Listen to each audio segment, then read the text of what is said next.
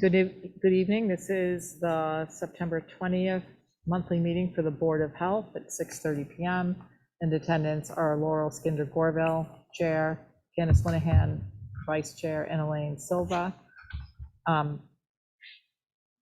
We have some presentations happening, but I don't see any public participation members either on Zoom or in the room. We're in the middle school cafeteria as we speak.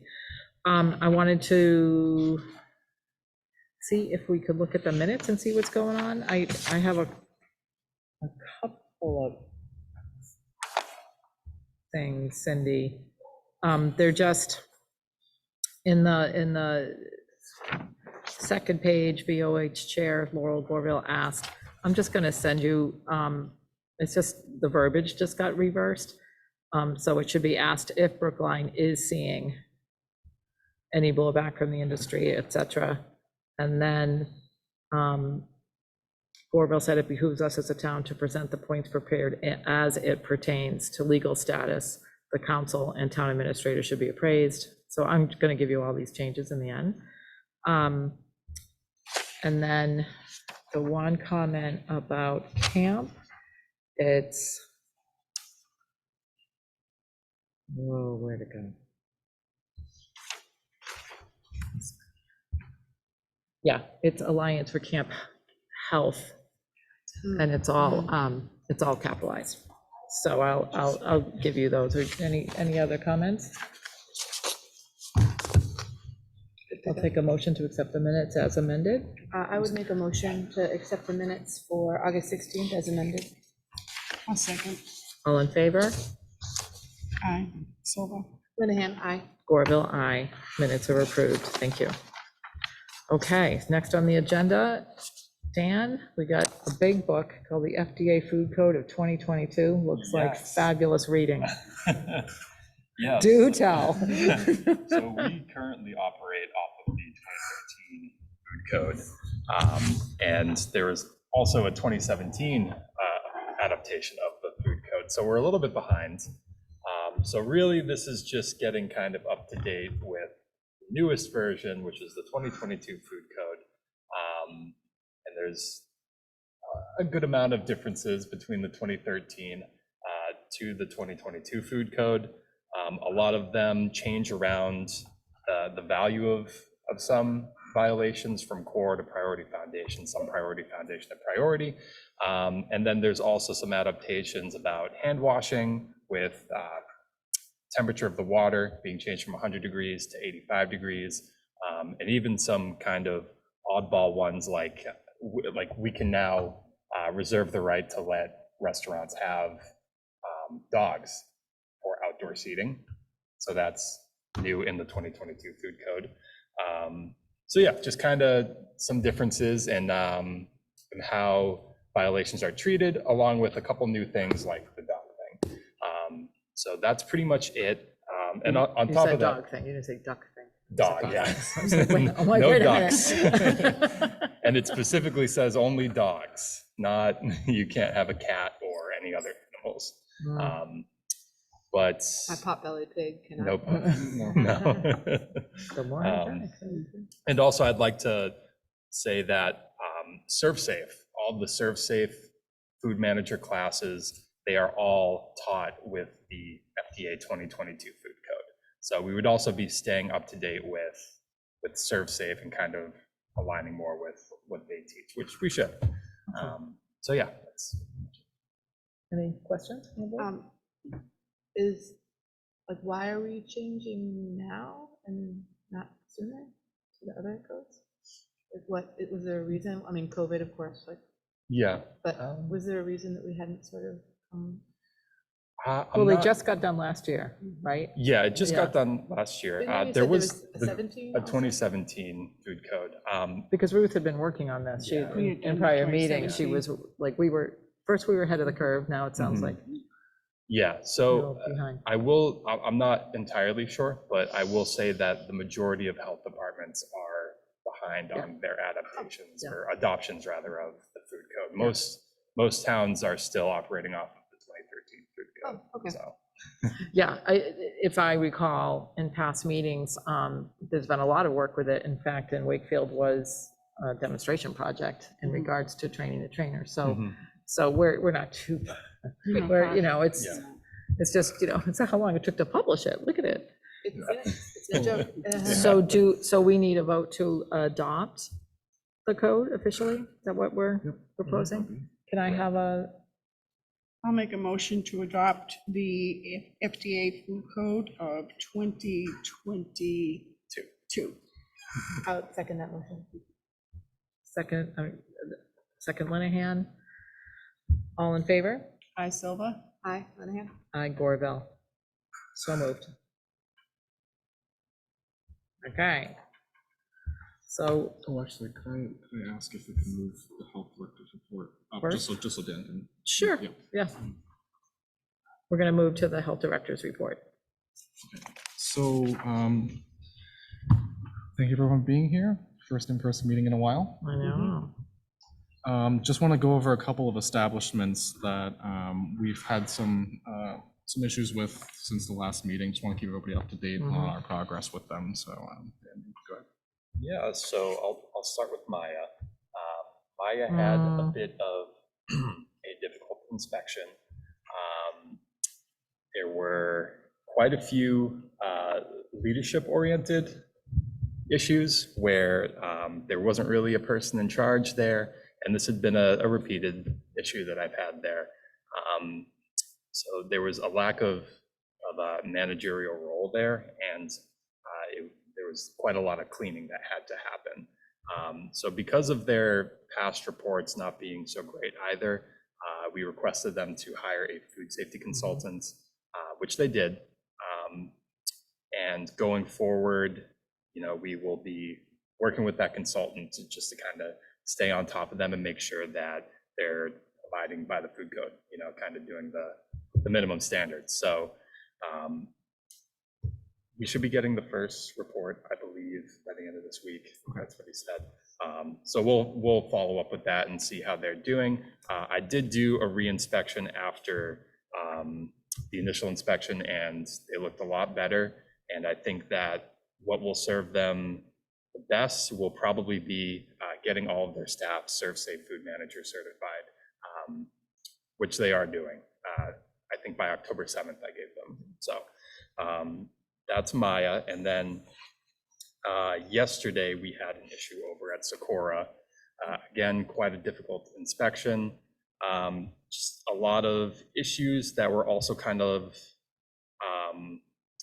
due to a lack of leadership, not having a person in charge there at all hours of operation, which is required in the minimum standards. So, and again, I've had difficult inspections there. A lot of the issues I had were repeated, cross-contamination, food contact surfaces not being cleaned and sanitized, and among other things. But it kind of runs in the same way with Maya, where we've required them to get a food safety consultant as of today, actually. And we will pretty much be doing the same motions with that, where we will follow through with them and make sure that they're fixing these issues, right, and staying on top of them. And I did do a re-inspection of Socorro today as well, and they looked a lot better. They did a very deep clean. So, and it kind of the same thing too with getting ServSafe food managers, more education so that everyone kind of knows what they're doing, right? So yeah, that's pretty much, those were the two issues. Okay. Always thank you for your thorough service. Hard work.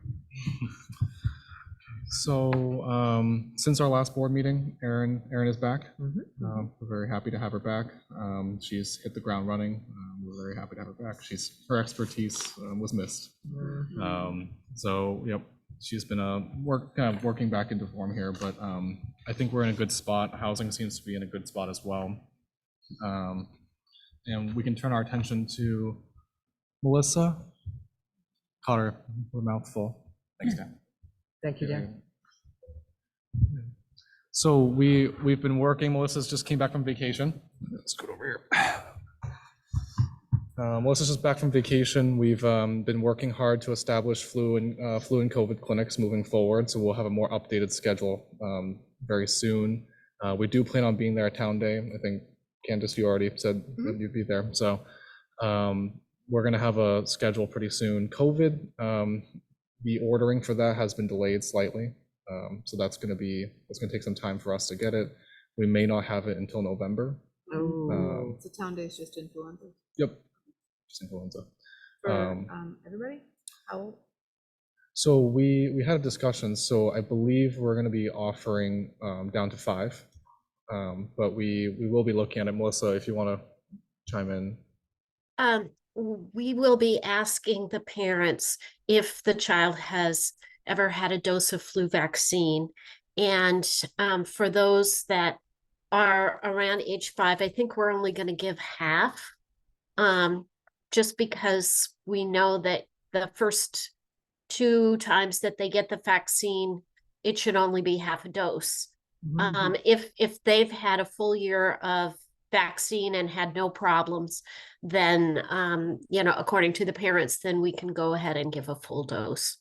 But otherwise, I think we should make sure that we're sort of being safe.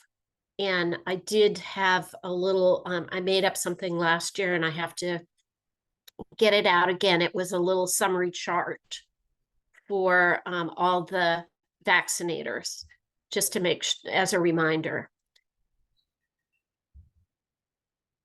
Okay. Thank you. Thank you, Melissa. Yeah, so we'll make sure to get that schedule out soon. And that's pretty much it. Anything? Yeah. Yep. Yeah.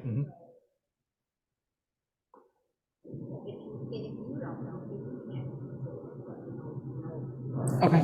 Yeah. Do we know how many people we need? Do you have a handle on what you need? Yeah. Do you, Melissa, the question was, do you know how many? We're working on that today. And I think we're doing fewer clinics this year. So we're not going to need as many people as we did in the past, but we're going to keep it open. I think we're going to have a lower number of people who are interested in the COVID vaccine. So I don't anticipate that being, the last year that we did it, we had, 17 or 1,800 people. We really only got, 100 or 200 doses. And we'll order again as needed. And then in the flu clinics, I think we have plenty of high dose, because we generally run out of high dose almost every year, or just about. So, I think we're going to be doing clinics at the senior center. And Sandy's going to have a very robust walk-in program. And then we generally do a fair number of people who are homebound. Yep. Shoot, I had a question. 14th, yeah, that's me.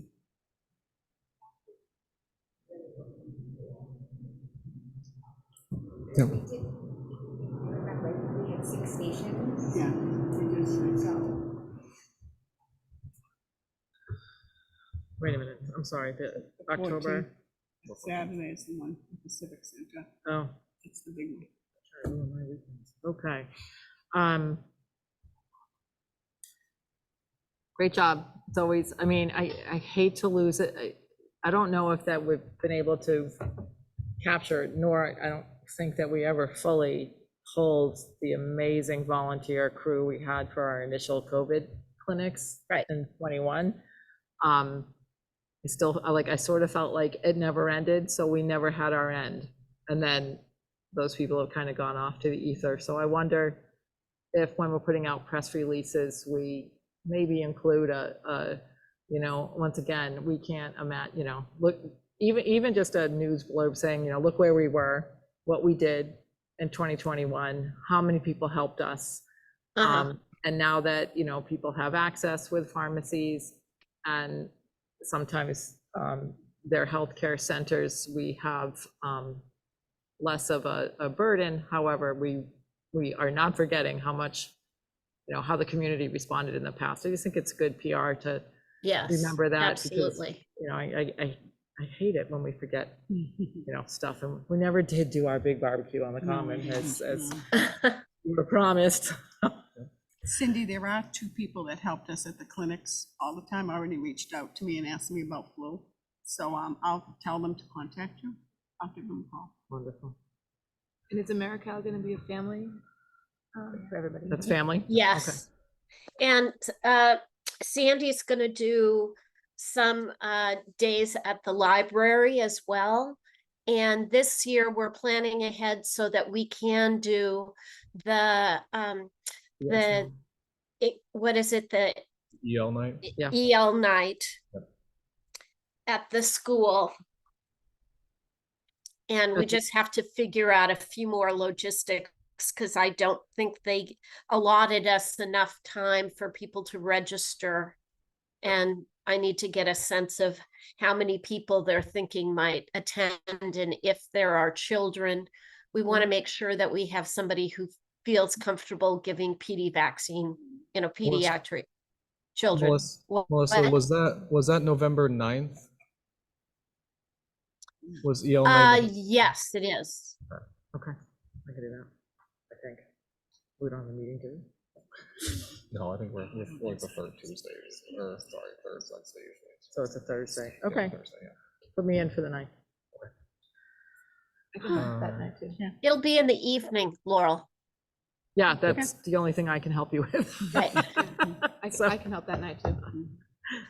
Well, we'll go from there. Okay, anything else in the report? Just the only other nursing related update, we have an intern joining us for 80 hours this semester. Her name is Heidi. I'm going to butcher her last name, Garros Sturgios. Is that the DNP person that we met correct. yesterday? Yep. Yes. And Yep. she's not nurse practitioner, she sounds like she's more education, is what I Yes, kind I of believe. gleaned yesterday, so that's pretty cool. Healthcare leadership, I think. is And what her policy, focus is. maybe. So she. I already gave her a job yesterday, didn't I? Yep. Kind of called her out. You did. You did. She's an RN, so she is more than happy to come and help out with some clinics, as time allows. But yep, she'll be joining us as well. So very happy to have her on board. And Elaine, you want to fill me in on? We have a student coming this Thursday. Oh, yes, for the very first Alicia. time. We have senior nursing students from Middlesex Community College. They're part of my community health rotation, and Anthony was so kind as to apply. So this will be the first week that we have one coming. She'll be coming to Melrose to be with Melissa and to learn about 3 communities being together, learn about flu clinics, and to learn exactly what a public health nurse does and what a public health department does. I'm very excited. Have we switched jobs? And we switched jobs, yeah. You're teaching community health Yeah, now? community health, yeah, since last year. It's my second year. That's awesome. Man, Second tag year. in, tag out, every one of us, that's No, awesome. you don't really retire. I know. But it's, That's they're cool. very looking, the school is very excited. It's very hard sometimes to get a health department to even bother to do this, because it is a lot. I did it myself years ago, but Anthony was very kind, and Melissa's very, very excited, and the students are really excited about coming here. They're, trying to read up, and it's one of the first health departments that, we have the three communities, and they're very, very interested to see how that works. I mean, we're working on behalf of the state as well. Recruiting for public health is hard. Yeah. Local public health is hard, so hopefully this will help replenish some of the. I tried last year, I I know you tried. did. Melissa, just so you know, the Alliance for Camp Health is working on an initiative for nursing students to get trained in summer camp scenarios. So remind me, Okay, let you know what's going on in April. right. But that, that may also be a nice thing, being that summer camp stuff was pretty burdensome and such a learning opportunity. Yes. Okay. And then the last thing is, I'm glad that the FDA code was adopted tonight. Last night, Stoneham's Board of Health, just by virtue of timing, was able to go and adopt it.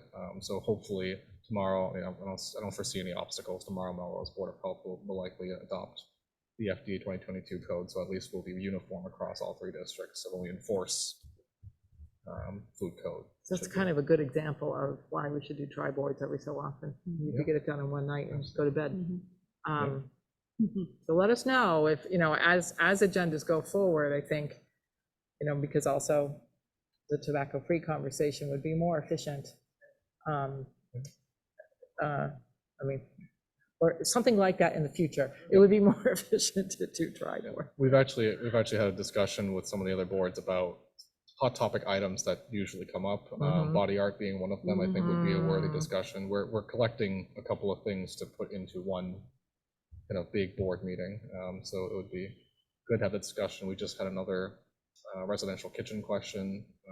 It's a couple common things that happen across all 3 districts that we could kind of put in one meeting. Even presentations about, are all 3 communities in the mosquito Yes. network? They are. So, we haven't Middlesex had, mosquito we haven't control. had a tantalizing conversation from them in a decade. Oh, I love About- mosquito but control. But, things have evolved, and this year was especially active, and so, I remember us having people First present case, yeah. that. Well, that, but, someone from Middlesex Mosquito Control, from Communitas, Elliott, and Riverside we've had present before. Back then, Riverside had the community contract. So it would be nice every so often, I think, to look at those things that are similar, so that we, Well, efficiency. it's a good thing you brought that up because we did across all 3 districts put out communication on West Nile Yep, and Triple E. yep. Triple E sprouts up every couple of years, but it's pretty nasty. So okay, that's all I have. Has Mass had, I know we've seen it in the mosquitoes, have we had human cases? I can't remember what I've heard. I don't think so. believe we've had human case of Triple E yet, but No, we haven't. unreported. I just saw a report yesterday. There's been 3 cases of West Nile in the state, no cases of Triple E. Okay. Oh, and I do have one more. Oh, well, sorry. Were you still going? No, go ahead, Okay. Anthony. Just one last update, just talking with regional partners. Woburn recently had a group of migrant families come in, staying there. Saugus a couple days ago had a group come in as well. We had our own, about a month ago now. So we're in conversations with our health departments and other groups about how we can best support them. I think our experience was good because we were able to talk with all the surrounding communities about what we did in preparation and what was needed in terms of communication. So I believe we're going to receive more information on resources the state's going to provide to us to provide for these families, but this time Wakefield does not have any. Anthony, can I just add to that? This afternoon before the meeting, I just put out an email to the nurse leaders for Wakefield and Melrose with the information that had come from the state about the group, the JSI group that is going to do visits to assess any needs for vaccination, TB testing, and lead. And then also a handout that I worked on along with some other nurses about where my immigrant families could make contact to get missing immunizations and also to sign up for insurance. And Candace, you were a help. You sort of helped me guide me through CHA to get them, to where they could go there. So I think that'll be useful. The nurse leaders, we're going to send it out to all their nurses because I've gotten 1 or 2 questions. Question, none of our health departments, Stoneham, Melrose, or Wakefield are VFC, right? None of us are approved for vaccines, am I correct? Stoneham doesn't either, right? We were last year and we gave less than 10. So the state did not approve us for any this year. Anthony and I talked, since the number was so low, I didn't apply for a contract for that. We figured that if it's less than 10, we could probably absorb it into our budget. Our revolving fund that pays for this stuff is pretty healthy. We're not expecting a huge influx, so we should. In any of the 3 communities, right? In any of the 3 three, communities, okay. it wasn't a huge amount of need. But there are, that are going to be mobile units from Cataldo. Yes, the Ambulance that will be going to the yes. schools also. We're also, Melissa, we're also going to be looking into the VAX bus, getting involved again, the state VAX bus this season. They're just a resource, that would really help, reach some of our high-risk communities. I feel like we need to have like a little slideshow on the past decade of how different every year has looked. There's always a new player, it's so interesting. It used to be all public health, and then 2009, we deputized all the pharmacies, and then with COVID, the ambulance companies found a niche market. It's just, it's been an amazing And a journey. Yeah. That's what happens when you're present for 2 pandemics. We're not doing a 3rd one. You understand? There's no 3rd one. The final for us. comment, No, we're gone. the final comment that I have is that last year and the year before, we got all of our COVID vaccine was provided by the state. Yeah. But this year they're commercializing it, and they're only providing COVID vaccine free for those people who meet the income requirements. So we are going to have to purchase our COVID vaccine. How picky is the preparation? The first time we had Pfizer, it was like the old movies and handling nitroglycerin. Is it, how fussy is it now? It's not fussy. And in fact, you can get it in already pre-drawn syringes. You just have to add the needle. Let's do that. Fancy. Yeah. It's more expensive, but much more time Yeah, consuming. well, It's I better. remember. Yeah. Yeah, much better. In the old days, in 2021. Oh my gosh, I remember it was, yeah, Counting. We were not here. counting. I know. We were here in this Diluting, room, the next timing. room doing it. Counting. Yeah. Okay, thank you so much, Melissa. Excuse me, Melissa, did you welcome. get flu block this year? Someone asked me. if we No. had. You don't What's have it, flu right? Okay. No, Is Flu Block the egg-free one? Yeah, it's the egg-free one. Oh, Thank you, Melissa.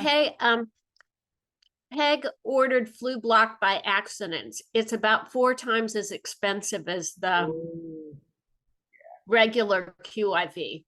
Yeah, and there's not many people really that take it, so. no. I would somebody say that asked would be me, a yeah. pharmacy. Yeah. That doesn't make any sense. Okay, anything else, Melissa? No, I think Welcome, I had a great welcome back. vacation. Welcome Yeah. back. Thank you. Glad Okay. to see you. Yeah, we appreciate you showing up. Okay, you I- can do Sure. your laundry now. Thanks, Melissa. All Bye, right. Melissa. Bye.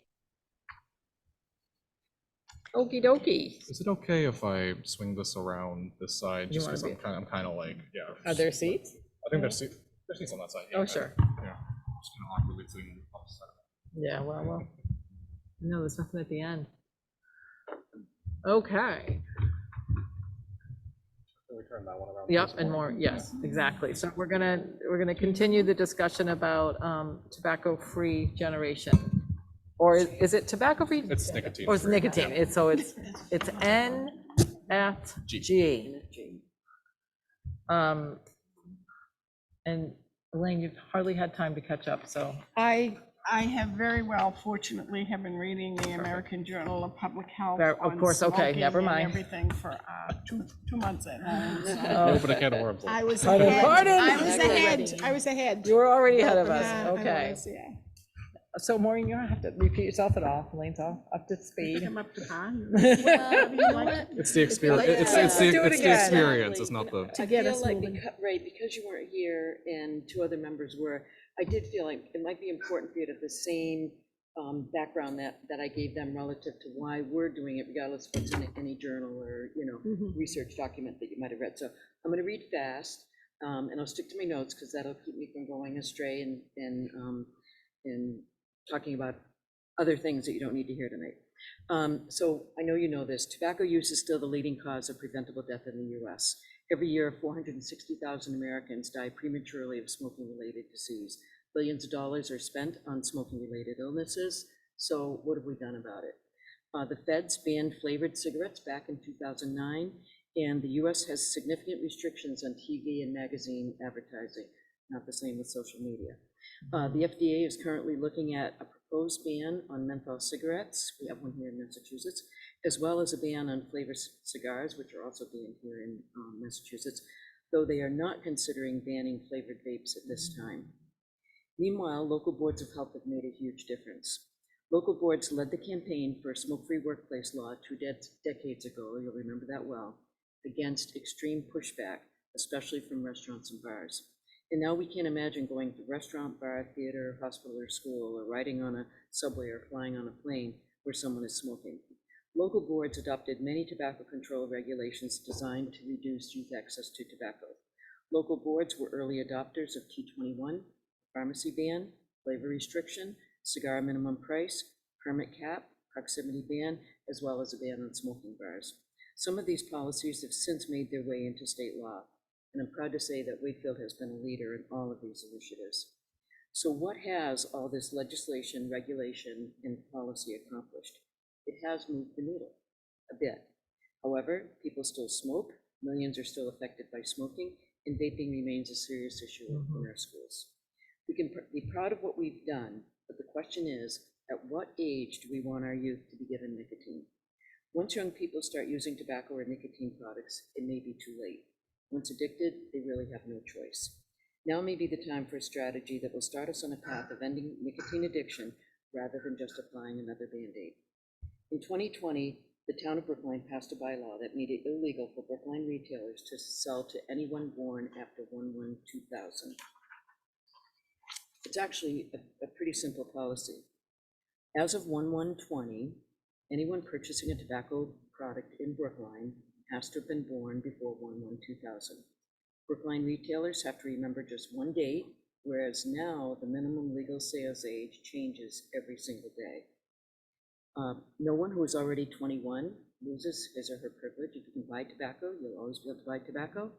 The policy starts to move us towards the end of tobacco addiction, which has, as I said, harmed millions and cost billions for decades. There's no reason to allow this public health crisis to continue just so the tobacco industry can continue to grow their profits. We know nicotine is a poison.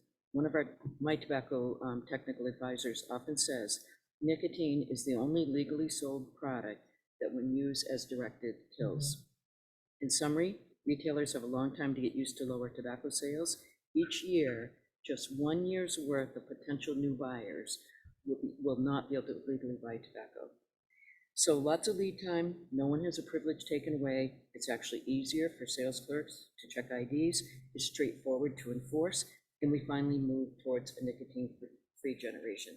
So those are the remarks that I made in the last meeting. Since then, I added a couple things, for Laurel has already heard this, but I have pictures tonight, Laurel. So as at least 2 of you know, because you've done this for a long, long time, we fight the tobacco industry all the time. And we work on something and they come up with something else. It used to be pink and purple foil wrapped little cigars that we saw wrappers and playgrounds and so on. So we did a cigar minimum price, and on and on and on. There's just always something new. I know some boards have said to me, what, you're coming to us with another tobacco regulation? And that happens because we're always beating down some new product. These pictures are from, and there's a set for each of you. These pictures I just took in stores this week. Menthol is banned in Massachusetts, as you know. The top picture on the first page is, this is brand new. I was asked last week if I'd seen it. I said no, and this week I saw it. It's Kohl's new, very fancy, very sophisticated. They're calling it non-menthol.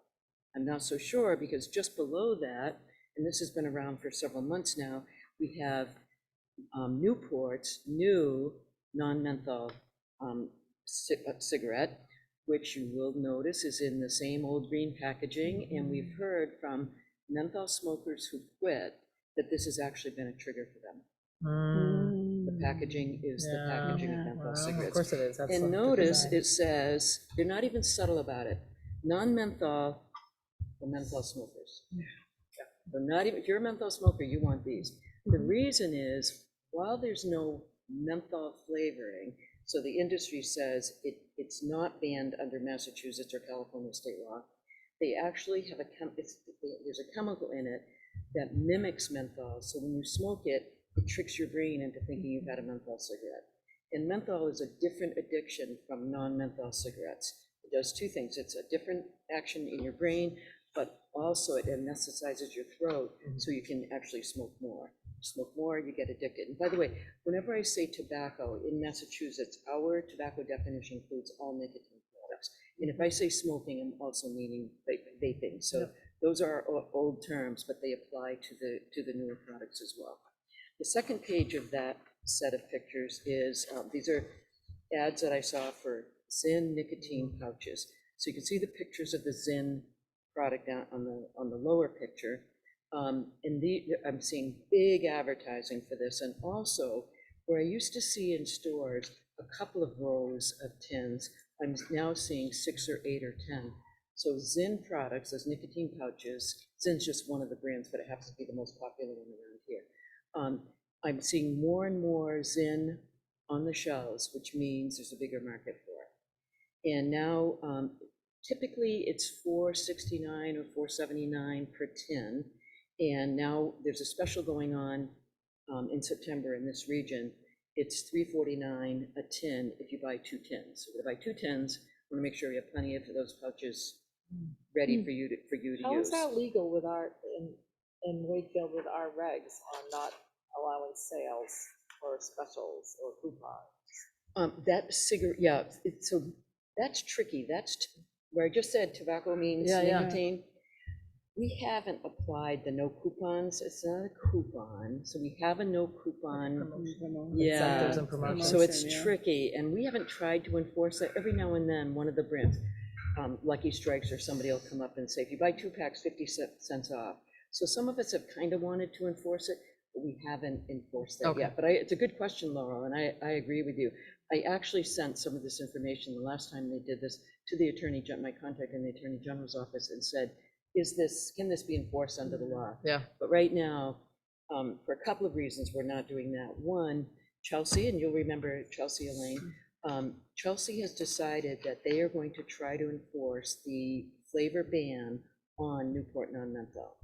So a couple of stores selling, I'm not doing it in my area till this gets resolved, but a couple of stores selling Newport non-menthols were ticketed for having the product, and they're appealing the fines, and there's actually a hearing in Chelsea on September 26th.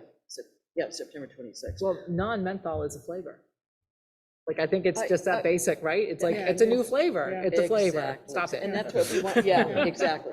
And that's what we want to Do do. they put And like then comacetine in it? that'll go to, that'll go to court. When that gets resolved, then I'll be telling all our stores whatever the Yeah. resolution to that is. So there are a couple of things going on at the same time. But again, this is a perfect example of how we're always fighting the industry. Now, some RTAs and Chelsea and their city solicitor and their board of health, they are all taking on this battle. They chose to be the pointy end of the spear for this time and do this. And then the rest of us will benefit by the work that they do. Then, I also wanted to share with you, over the years, we always see new products, new shapes and sizes. Jewel, famously, the device that looked like a flash drive, and you could plug it into your laptop to charge it and so on. So one of the latest products I've seen is a highlighter. That's actually a vape pen.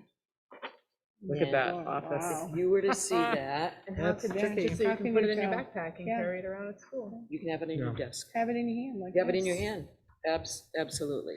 And again, here's an example of us finding new product and having to go Yeah. out and figure out what to do about Yeah. these new products. So So anyway, the idea of this policy is that we end up with a generation who never gets to have these products, or whatever the next product is. I was talking to a health director yesterday, and I couldn't even get through my pitch, and he said, the tobacco industry is billions of dollars. They've got researchers working on the next product right now. And I said, I know. We don't know what it looks like, what shape it's going to take, but there will be a next product. So the idea is to end those products coming out that are designed to be attractive to our kids. This is not designed to be for me or you. This is designed for kids, and to have a generation that isn't faced with these kinds of issues and faced with the addiction that these products cause.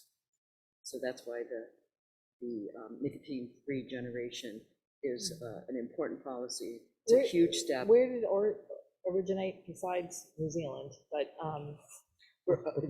You mean, no, to be the very first idea. I mean, that's in the state, but is it a About national? being New Zealand. Yeah. oh, there are other cities and towns looking at this. No one else that I know of has adopted it yet. Brookline is the only US city that has adopted it. The as only far US, as I know. wow, okay, Yep. here we go again. All right. States of California and I think Nevada are considering it statewide. But the only city to have adopted it is Brookline so far. And are they in, did they have any feedback or any, flack from any of the, Totally. totally? Yep.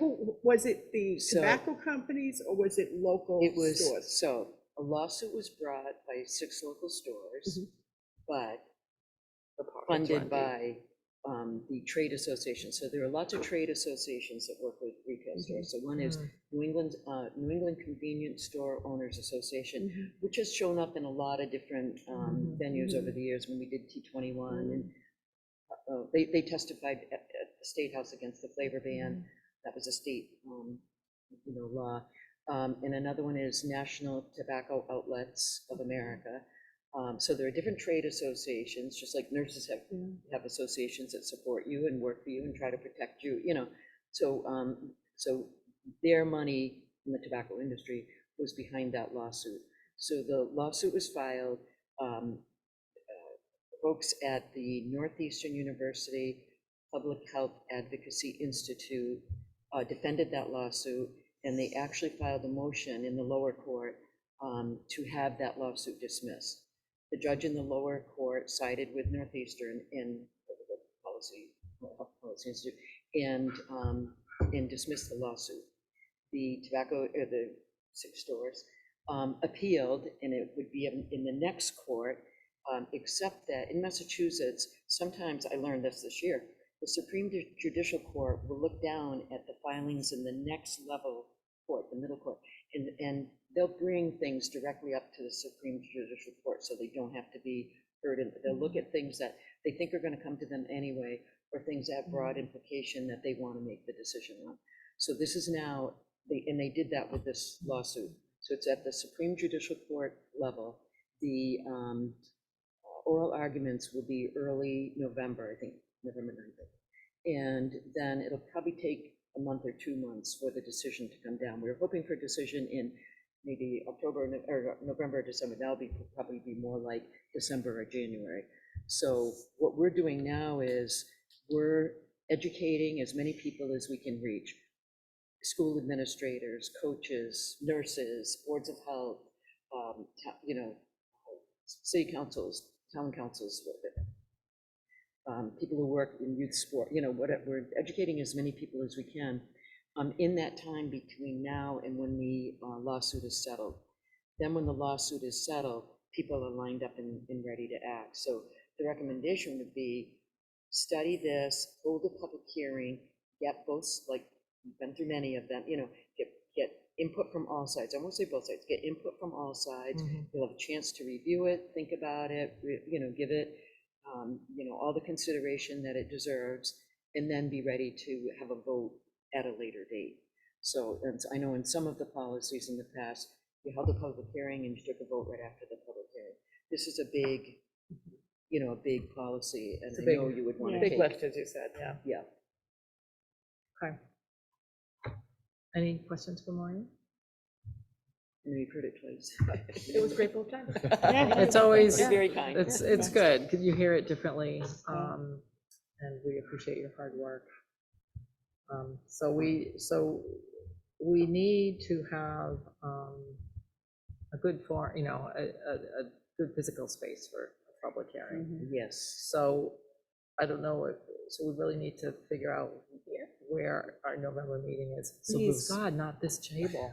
I'm like, my This back was- won't this be able to was- manage a public Well, hearing. This was an attempt to find the space. Yeah, yeah. Oh, to like get a feel for Thank you it. to WCAT for all the, We do appreciate for all the it. help. Yes. I So think- even, because the high school black box theater was a thought, but there's no getting near the high school tonight, so I don't know what the town schedule looks like.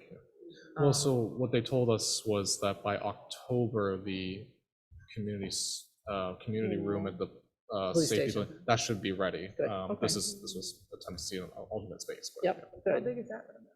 it's pretty big. It's got rows and rows. Oh, What's okay. nice about it is actually, I was just speaking to WCAT earlier, it's finally actually the format that a lot of places have for a consistent place for a meeting where you have, you have like this, so that if they haven't changed that room, it's amphitheater seating, Yeah, so, it's the same. so It's the so same so the board would be here and your public would be here, and there's just like there's better sight lines, it just gives a little gravitas to the meeting. And I believe in that kind of thing, where you're giving it a kind of an elevated status, is showing you that the work is important and feedback is important, is how I come from that. And I've been looking at other towns' public meetings, and have been impressed with how that format just seems to keep it tight. Yeah, I think there's only room for like, I would say 50 or 60. I think you can start getting some classes in there, some Yeah. meetings. Yeah, 50, 60 people. I 50 or think the 60 people, capacity, I don't know. What do you well, and think? we would make Yeah. it hybrid. Hybrid Yeah, too, as so well. Yeah. It has the screen in the Yeah, back, it so has you- that. Yeah, Yeah. yeah, so it's not, so hopefully that will work with it, and then there's the studio itself, but that's not conducive to any more than 15 at most in a public hearing. At WCAT? Yeah, Yeah. in the talk word, like you just, it's like, Right. you kind of skulk Right. around, you come in and out of the cameras. A little bit of difficulty parking with a community. It's depending upon the time, because you have stores there that, use parking, and you've got the public safety people using that parking. Right, Yeah. yeah. No. Something to But I consider. think you could go across the street there. I think you can. And the other one behind. Yeah.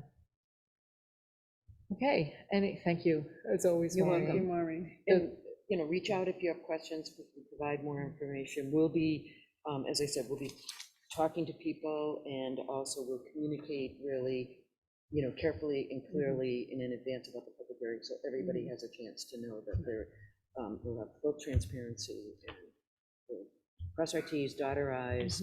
We'll also provide a refresher on how to run a public hearing, because a public hearing is different from a open, this is a Board of Health open Mhm. Still meeting. It's have an it on my open meeting, of phone. course, but we can provide.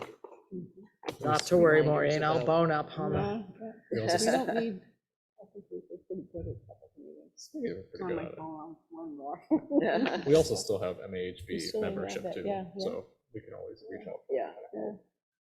I think one of the things that we just, one more thing on the back of regeneration is that we've been having good conversations with a lot of regional partners. So all of Mystic Valley Public Health Coalition has been notified now, especially today, because we're running. But we've had a chance to speak with a lot of the health directors there.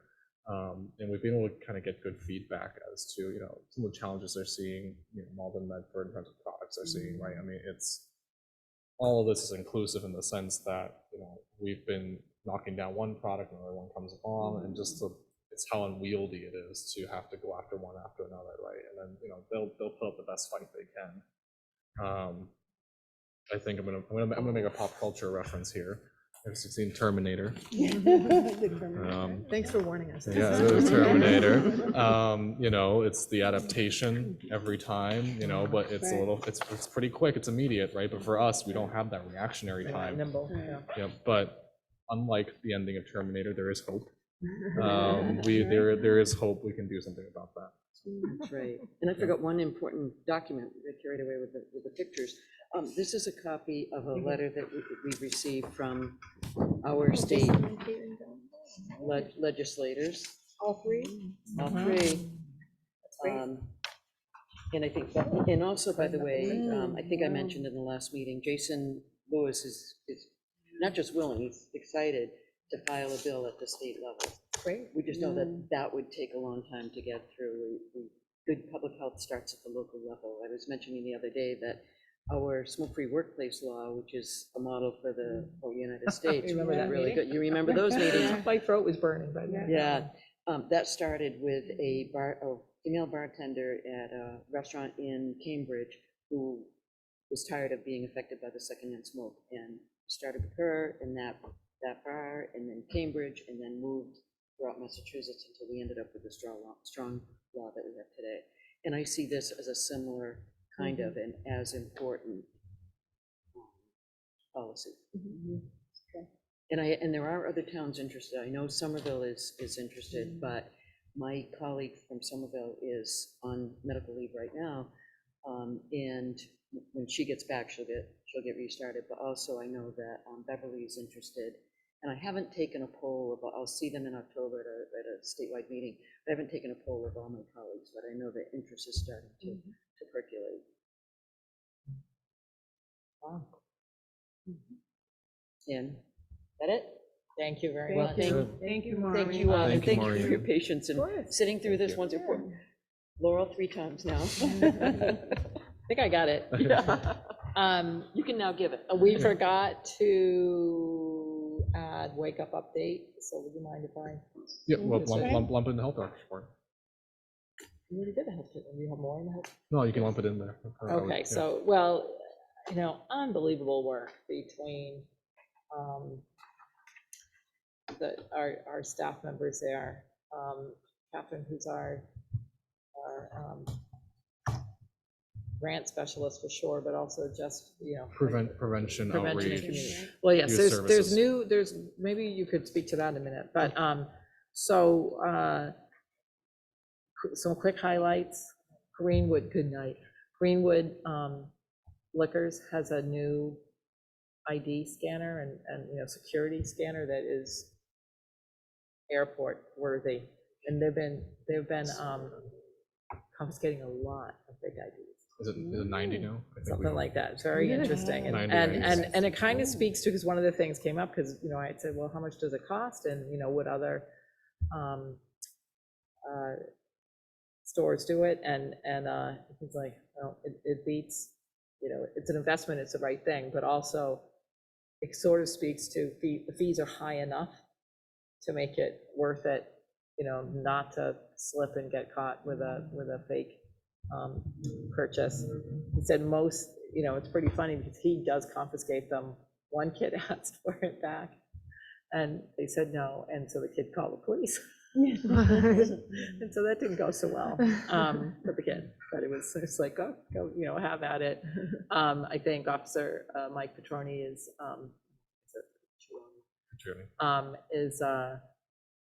kind of the head police in that thing.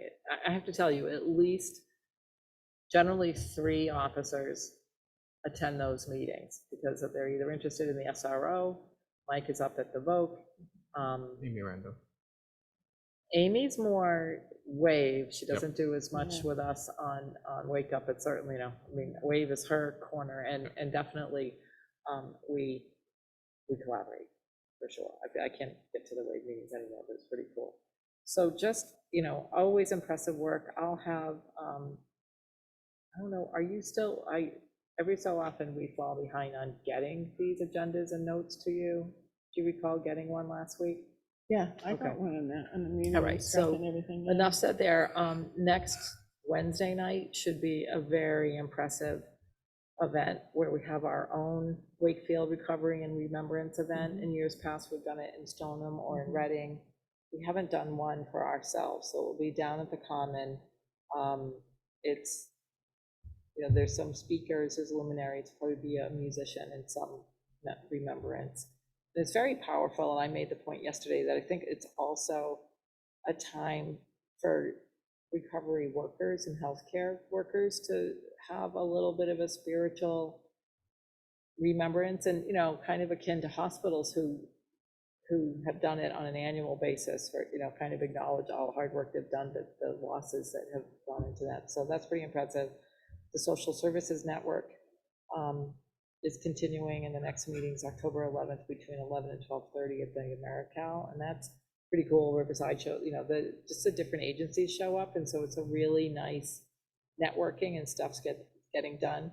It's pretty funny. Jason, you know, has been in the food pantry, and Catherine tried to take over for him to, you know, allow him to go on vacation, and people just are like, "Oh, you're not Jason." So he he is now certified to be a mass health navigator. God bless him. And, you know, as everybody says, there's nothing more daunting. It's just it's a very complex system.